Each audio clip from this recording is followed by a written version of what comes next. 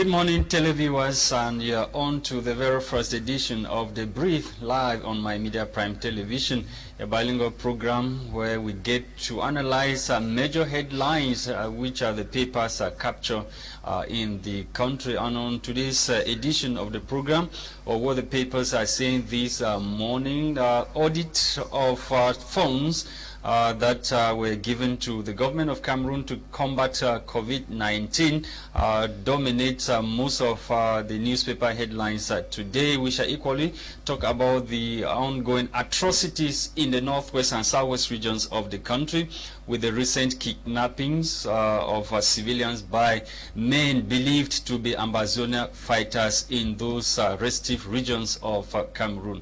Bonjour, Audrey. Good morning, Lasha Kingsley. Happy week start. Thank you. I wanted to ask, how was the weekend? No, the weekend was good. It was a quite a relaxed weekend. Yeah, okay. One was indoors.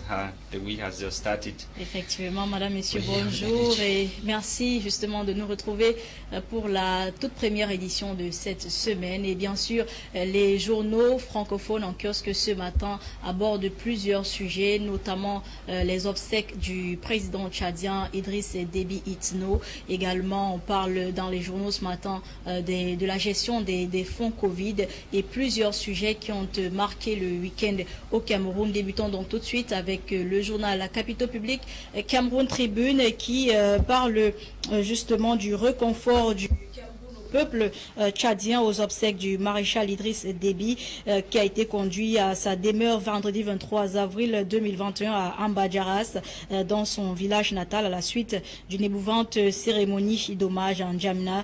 Et le journal nous informe que Joseph Betty Assomo, représentant personnel du président de la République Paul Biya, s'est incliné devant la dépouille du défunt chef d'État après avoir déposé une gerbe de fleurs du couple présidentiel. Peut-on lire dans les récits ou dans le récit des envoyés spéciaux du journal bilingue national. Après la session du général Mahamat Déby, fils d'Idriss Déby, à la tête du pays pour conduire la transition, repère en kiosque, il voit une volonté de succession dynastique qui d'ailleurs, croit-il savoir, a du vent en poupe en Afrique centrale. Notre confrère en veut pour exemple le Gabon avec la famille Bongo, le Cameroun avec cette volonté de vouloir, n'est-ce pas, imposer Franck Biya à la tête du pays, ou encore en Guinée équatoriale où Obiang fils s'approche de plus en plus du pouvoir de son père. C'est en tout cas ce que nous dit Repère ce matin. Mutation pour sa part tente de démontrer dans sa publication de ce lundi les antagonismes entre Luc Messi Antangana, maire de la ville de Yaoundé, et les maires des communes de la dite ville qui se multiplient. Le journal de Georges Alain Boyomo, qui parle de ces conflits de compétences, renseigne qu'un complexe commercial de 70 boutiques à l'initiative de la commune d'arrondissement de Yaoundé 7e vient d'être détruit par le super maire de la ville de Yaoundé. Vous aurez plus d'informations dans ce journal, dans les kiosques. Au bas, en tout cas, de cette revue de presse, terminons avec l'Avenir qui parle de Covid-19. L'Avenir, justement, met au banc des accusés certains ministres qui, selon lui, font partie des personnes ayant bénéficié de près de 400 milliards des fonds alloués à la lutte contre la pandémie coronavirus au Cameroun. Des soupçons de malversation pèsent respectivement contre les ministres de l'enseignement supérieur, de la recherche scientifique, du tourisme et du loisir, de l'administration territoriale. Peut-on lire dans les pages de l'Avenir. Voilà, mesdames, messieurs, pour les tabloïds en langue française. Place aux tabloïds en anglais avec toi, Lasha Kingston. Merci, Audrey. ZATSA. Let's kickstart with the Horizon newspaper. The Horizon, of course, this morning took keen interest in the debt of Cameroon. According to the paper, government dispels looming debt distress, and the sub-director or the deputy director general of the Autonomous Sinking Fund, CAA, explains how Cameroon is mitigating its over-indebtedness, currently estimated at 46.9 billion francs, or 46.9% of Cameroon's GDP. More details on this edition, in this edition of the newspaper on page 19.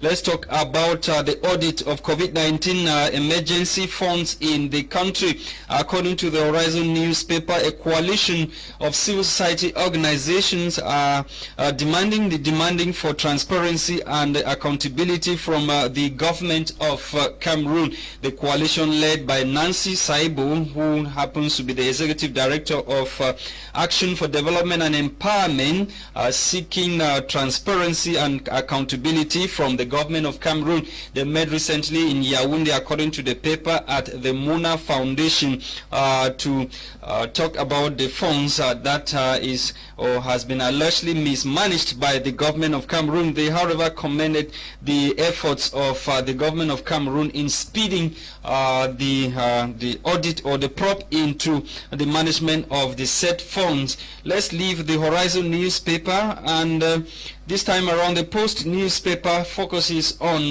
the recent outing of the recent outing of Human Rights Watch, urging the International Monetary Fund to oblige the government of Cameroon to account for COVID-19 funds. Recently, the international non-governmental organization issued a lengthy report talking about the funds in Cameroon, and they are on the government's neck to probe into the management of the said funds, and so those who have allegedly mismanaged or embezzled the COVID-19 fund to be punished according to the laws.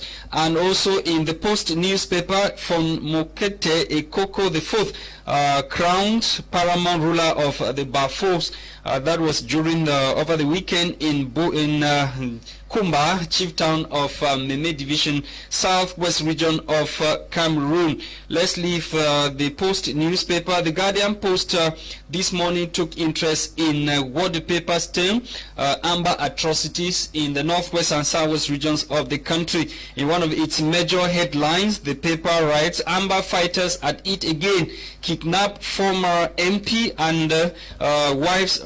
That's at wives' funeral, seized traditional rulers' corpse. According to the paper, gunmen believed to be foot agents of the separatist fighters in the northwest and southwest regions of Cameroon has struck again over the weekend. The committed excess is not new to what has dehumanized life in the northwest and southwest regions of Cameroon. Amongst the bizarre incidents is the Sunday, April 24 seizure of the corpse of a traditional ruler, and the suspected amber boy seized the remains of Chief Moni that was in Koto Barumbi in Mbonge subdivision, Meme division of the southwest region of Cameroon. And another group of armed men is believed to be separatist fighters, Friday, April 23, also adopted former opposition Social Democratic Front Party, SDF, member of Parliament, Honorable Fosi Namukong, that's Namukong,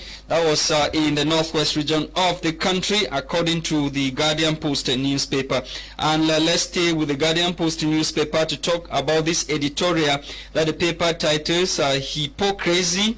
That's at Mendoza's funeral. The paper writes that hypocrisy at its peak. That's government officials who were at the funeral of Mendoza, former general manager of the Cameroon Radio and Television, prompted the Guardian Post newspaper to come up with this editorial talking about hypocrisy at its peak, as government officials are now crying or mourning the death of former general manager of Cameroon Radio and Television. Meanwhile, he died in prison, according to the paper. And also to talk about malaria. Malaria, according to the paper, has killed over 4,000 Cameroonians in 2020. A report from the National Malaria Center or Malaria Control Program, PNLP, has revealed that of at least 4,121 people have died in Cameroon in 2020. The report was made public recently by the National Malaria Control Program ahead of the 14th edition of the World Malaria Day, observed every April 25 across the world. And the World Malaria Day for this year was celebrated under the theme Zero Malaria draw a line on malaria. Let's leave the Guardian Post. We ending with the Star newspaper. The Star newspaper this morning took interest in the coronation of Fon Mukete IV Ekoko, who has been coronated chief of Kumba and paramount head of the Bafos in Kumba Meme division of the southwest region of Cameroon. Thank you, televiewers. We are back in the studio to continue with discussions this morning, and our strong lady, as usual, is with us this morning. Bonjour, Gladys. How was your weekend? Great. Okay. This morning, so many controversies. I would like us to begin with the editorial by the Guardian Post newspaper, talking about the late former general manager of Cameroon Radio and Television, Professor Gervais Mendoze, who died, who was left to die in prison. And after his death, the paper is decrying this kind of hypocrisy that is being shown the late general manager of Cameroon Radio Television. Lasha Kinsley, on ne peut pas véritablement parler d'hypocrisie parce que d'une manière ou d'une autre, c'est un de leurs collègues qui sont juste allés, comment je veux dire, accompagner un de leurs collègues à sa dernière demeure. Donc c'est quelque chose que tout le monde peut faire, que ce soit ton ami ou ton ennemi. Lorsque la personne décède, on a toujours cette tendance-là. The worry is that why was he allowed to die in prison? Could he not have been forgiven?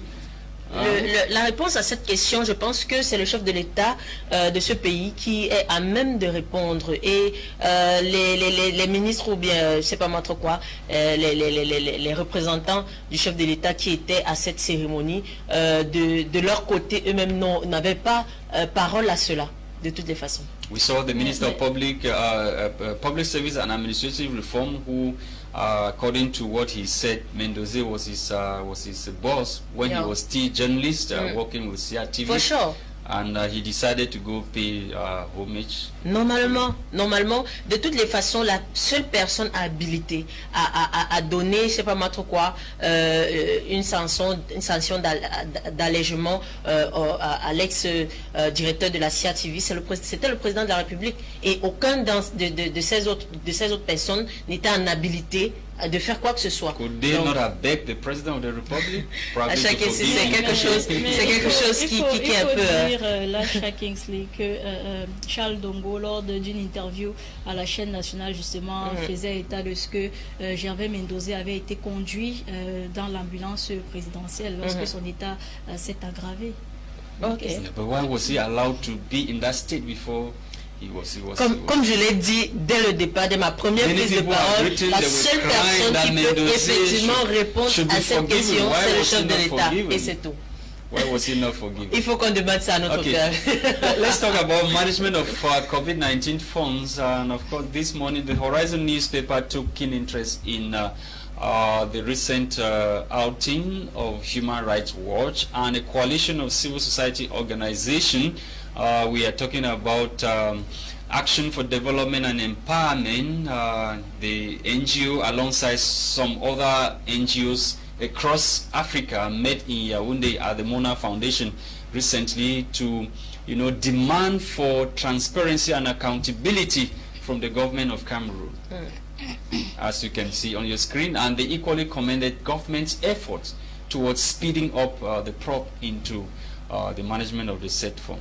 C'est tout à fait normal, Lasha Kingsley, lorsque tu donnes ton argent à quelqu'un, tu voudrais avoir la comptabilité, tu voudrais savoir comment est-ce que cet argent a été utilisé, est-ce que les personnes pour qui cet argent avait été défalqué, ces personnes-là sont rentrées en possession de cet argent ou pas. Donc ce n'est que normal, et moi je pense même d'une manière ou d'une autre que c'était, comment je vais dire, un piège qui était tendu à ces dirigeants et qui n'ont pas vu ça venir, parce que peut-être ils ont pensé qu'ok, on voulait juste les aider ou bien je sais pas moi trop quoi, mais ce qu'ils n'ont pas vu, c'est qu'on voulait en fait démontrer leur faiblesse face aux populations camerounaises une fois de plus. Gladys, une task force avait été décidée justement à ce propos, je pense que c'est le 12 12 avril par le président de la République. Tout à fait. Une task force justement qui devait être présidée par Joseph John Gouté, mais aujourd'hui on ne sait pas à quel niveau est-ce qu'on en est avec cette task force là qui est censée, n'est-ce pas, gérer, qui est censée parler de cette gestion. Human Rights Watch et les autres. Nous sommes au Cameroun, et au Cameroun tout est possible. C'est pas la première fois où on parle de poursuite ou bien enquête sur des finances, et par après on n'a pas de suite. C'est pas la première fois, et ne soyez pas surpris même qu'avec comment je vais dire, cette annonce des droits des hommes, oui, cette organisation, je vous assure, ne soyez pas surpris que par après on n'ait pas de suite. But some people, Audrey, let me just learn before I forget the question. Okay. Some people are saying that the government instructed, the audit simply because they want another money from the International Monetary Fund. That's the reason why they want to audit. They want to do the auditing so they can present to the International Monetary Fund to get more funds. La question à se poser, Lasha Kinsley, c'est où est-ce que cet argent part? À quoi est-ce que cet argent sert? Pourquoi continuer? There's another newspaper accusing 4 or 5 government ministers. L'Avenir newspaper. If you are asking where the money went to, those are the ministers who benefited from the money. Voilà, they were put at their disposal to use. Le Minat. C'est triste de voir jusqu'à quel point on peut être inhumain en Afrique. C'est vraiment triste de voir jusqu'où certaines personnes peuvent aller, mais jusqu'ici, Lasha Kinsley, on est encore sur, comment je vais dire, c'est possible qu'ils aient détourné cet argent. Il faudrait que effectivement ces enquêtes soient faites et que par après on se rende compte qu'ils ont effectivement détourné cet argent pour qu'on puisse savoir quoi faire par la suite. Mais ce qui est déjà clair, c'est que ce n'est pas nouveau pour nos Camerounais. De toutes les façons, quand cet argent entrait au Cameroun, on savait qu'il devait avoir détournement.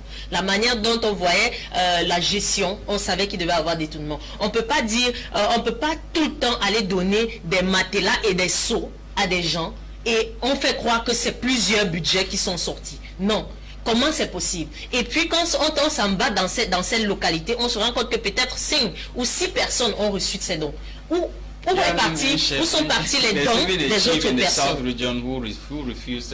Oui, parce qu'il avait reçu juste un seau, je crois que c'était un seau et peut-être un matelas. Comment est-ce qu'il était censé diviser ce matelas et ce seau à toute sa communauté? Ce sont des choses qu'on connaît très bien qu'au Cameroun. Mais Gladys, justement, détournement de fonds, chaque jour on en parle sur les plateaux un peu de partout, mais qu'est-ce qu'il faut réellement faire? On a l'impression qu'on parle, on prêche au désert, chaque fois c'est des ministres ou alors ceci qui est toujours en train de détourner, mais qu'est-ce qu'il faut faire réellement? Parce qu'il faut justement que ça cesse. Audrey ZATSA, on est arrivé à un niveau où malheureusement l'homme camerounais pense plus à son estomac qu'à la communauté.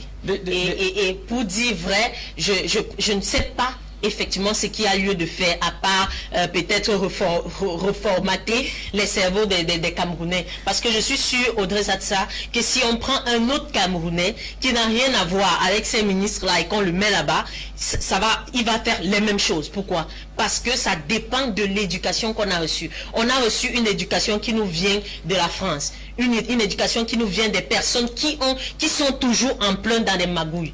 Comment est-ce qu'on espère que nos dirigeants, ceux qui ont appris directement ne soient pas dans cette même... Just to add to the question of Audrey ZATSA, some Cameroonians are of the opinion that it is because those that the money were handed over to, they are incompetent. They don't know how to use it. For example, if somebody is supposed to come and carry this table and the person doesn't know how to carry it, that person can turn around for an hour, but somebody who knows how to carry the table will just use 5 minutes to carry the table.